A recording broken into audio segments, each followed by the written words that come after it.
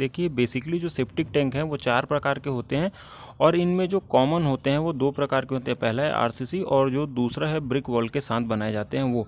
इसमें 2 प्रकार और आते हैं, एक है प्लास्टिक और दूसरा होता है जो रेडीमेड टैंक आते हैं वो। लेकिन जो रेडीमेड आते हैं ये काफ़ी लाइट वेट होते हैं और इनमें अगर आप अपने मकान का कहीं से भी लोड डिवाइड कर देते हो तो बाद में इनके टूटने का खतरा होता है।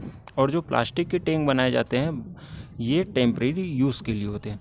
तो अब यहाँ पे आपको एक चीज़ ध्यान ये रखनी है, अगर आप अपने घर में टैंक बनवाते हैं तो इसकी वाटर प्रूफिंग आपको ज़रूर से ज़रूर करा लेनी।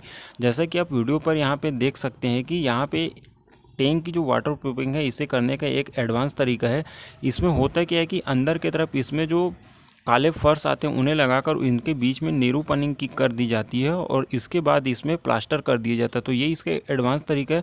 अगर आप इस प्रकार के टैंक बनवाते हैं तो आप इसके बाजू में अपनी पानी की टंकी है उसे भी बनवा सकते हैं। इस प्रकार के टैंक बनवाने पर आपकी जो पानी की टंकी होती है उसमें आपके टैंक का पानी नहीं लगता है और आपके पीने का पानी भी इसमें सेफ़ रहता है।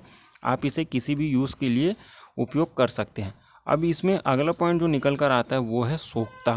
देखिए क्या होता है, कई लोग जो सेप्टिक टैंक बनाते हैं उसके जो ख़राब वाटर होता है इसे सोखने के लिए एक सोखता और बनाते हैं। कई लोग इसे साथ में बना देते हैं और कई लोग इसे जो जहाँ टैंक बनाया जाता है उससे काफ़ी दूर बनाते हैं। तो यहाँ पर आपको एक बात ये रखनी है कि सोखता आपको हर जगह के लिए ज़रूरी नहीं है।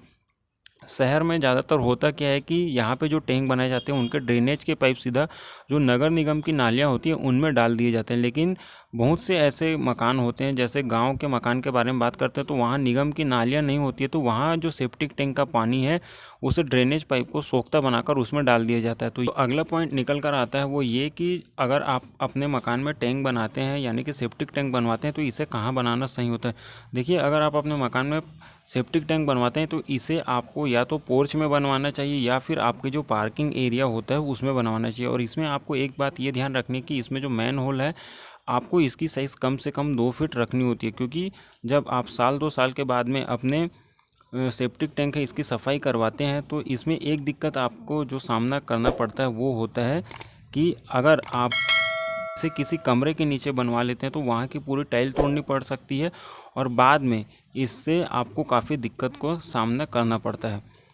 देखिए इसमें जो अगला पॉइंट निकल कर आता है वो ये कि जो सेप्टिक टैंक बनाए जाते हैं वो कौन से ज़्यादा बेटर होते हैं, आरसीसी का या फिर ब्रिक वॉल का। तो यहाँ पे आप ये समझ लीजिए कि अगर आप आरसीसी का सेप्टिक टैंक बनवाते हैं तो ये काफ़ी इसकी जो लॉन्ग लाइफ है वो काफ़ी अच्छी होती है और इसमें आपको ज़्यादा मेंटेनेंस का खर्चा भी नहीं होता है। साथ में इसमें जो लीकेज और सीपेज के चांसेस रहते हैं वो बहुत ही कम रहते हैं।